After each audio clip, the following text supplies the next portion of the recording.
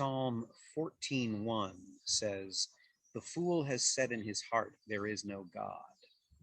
And fool is in Hebrew Nabal, and that's the name of Abigail's husband that we're reading about in First Samuel. I want to share this with you. We use, oh, there's my dog. See my dog? There's my dog. She's hunting. She's hunting for something.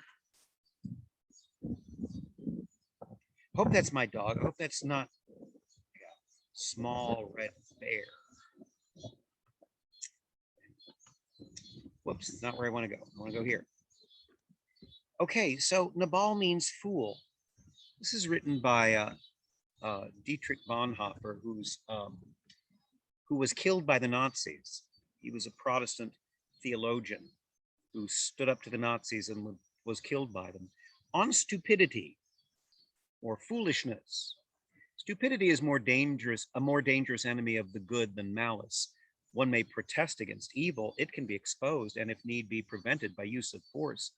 Evil always carries within itself the germ of its own subversion, and that it leaves behind at least a sense of unease in human beings.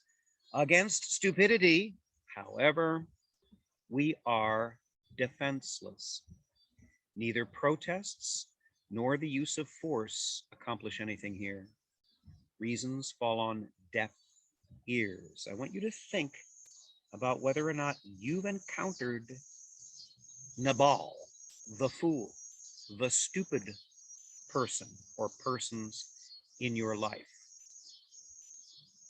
Bonhoeffer continues, facts that contradict one's prejudgment simply need not be believed. He's talking about how stupid people think.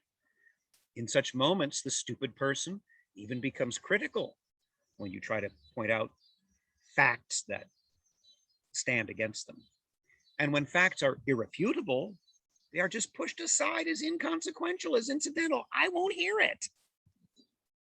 In all this, the stupid person, in contrast to the malicious one, becomes dangerous by going on the attack. For that reason, greater caution is called for when dealing with a stupid person than when dealing with a malicious one. Never again will we try to persuade the stupid person with reasons, for it is senseless and dangerous. If we want to get to know how to get the better of stupidity, we must seek to understand its nature. This much is certain, that in essence it is not an intellectual defect, but a human one.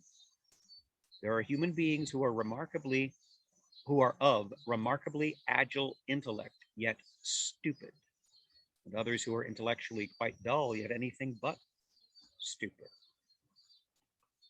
He doesn't mean that Nabal, the fool, is challenged intellectually. It's a kind of character flaw. It's a deliberate blindness. It is choosing to be out of touch with reality. We see that around us every place today. But my question for you, for your homework, in what way is Nabal in this chapter of First Samuel stupid? And don't just tell me, oh, he's stupid because he refuses to enter into any kind of a deal with David. What's the spiritual essence of Nabal's stupidity in this passage? Take a shot at that. Think about it. Don't just give me a slapdash answer. And remember, elsewhere in the Bible, the word Nabal is used for fool, and the fool says in his heart, there is no God. Psalm 14:1. There's a connection between refusing to see or believe in God and what Nabal is doing in this chapter. Remember as well that David is a forerunner of Christ. He's not just some punk who's on the run from King Saul. There is something about David that prefigures and foreshadows Christ more than perhaps any other figure in the Old Testament. Considering all of that, do your assignment and tell me, what's the spiritual state of Nabal that makes him worthy of his name, fool or stupid one?